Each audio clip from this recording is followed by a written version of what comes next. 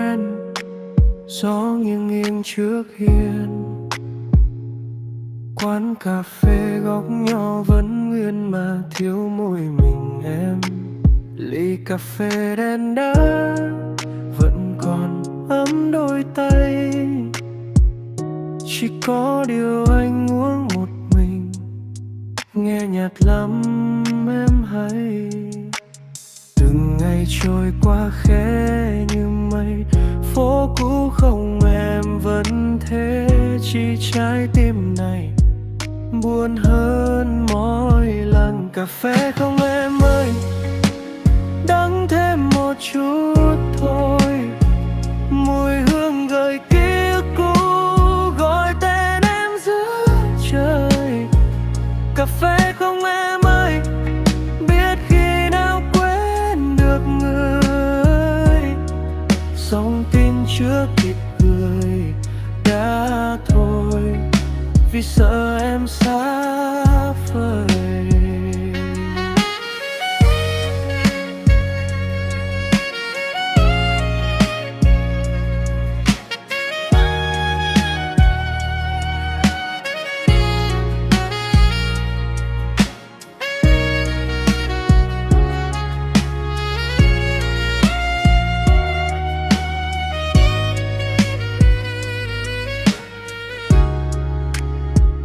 Ngồi nghe tiếng mưa rơi cũng giống hôm ta gặp, từng giọt rơi trên mắt hay là tim anh ướt nhòa. Nỗi buồn vào trong gió mang theo chút thanh thao, không có em bên cạnh Đà Lạt cũng hóa lạnh hơn bao lần. Chiều lang thang nhớ vu vơ, biết em giờ có ai đón đưa, mà sao anh vẫn giữ những điều mình đã từng. Cà phê không em ơi, đắng thêm một chút thôi, mùi hương gợi ký ức cũ, gọi tên em giữa trời.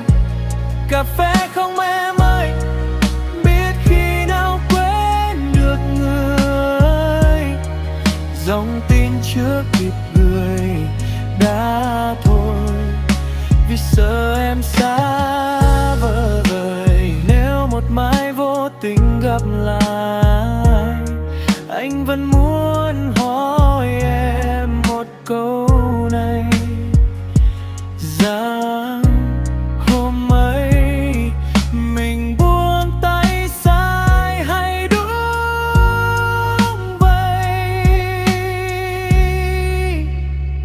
Cà phê không em ơi, phố xưa buồn lắm rồi. Người cũ ơi, có còn nhớ một thời mình đã yêu?